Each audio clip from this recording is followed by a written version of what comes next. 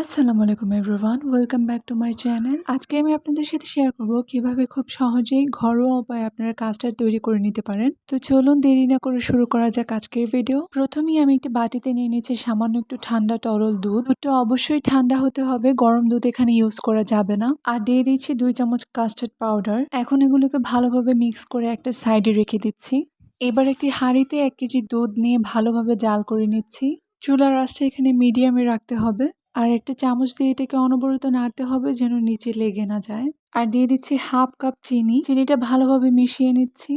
চিনিটা যখন ভালোভাবে মিশে যাবে তখন এখানে অ্যাড করে দিচ্ছি আগে থেকে মিক্স করে রাখা কাস্টার্ডটা। কাস্টার্ডটা যখন মিক্স করবেন তখন অবশ্যই এক হাতে এভাবে ঢেলে দিবেন আর এক হাতে নাড়তে থাকবেন।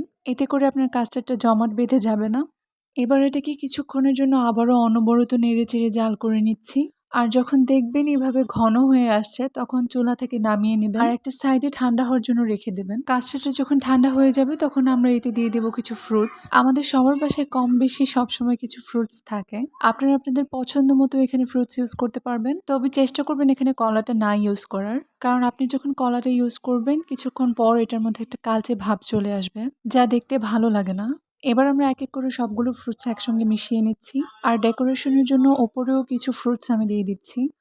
কাস্টার্ডটা রেডি হয়ে গেলে এটাকে 1 ঘন্টার জন্য ফ্রিজে রেখে দেবেন। কাস্টার্ডটা ঠান্ডা হলে এটার স্বাদটা আরো বেড়ে যায়। এই তো হয়ে গেল আমাদের আজকের রেসিপি। আর একবার হলেও এটা বানানো ট্রাই করবেন।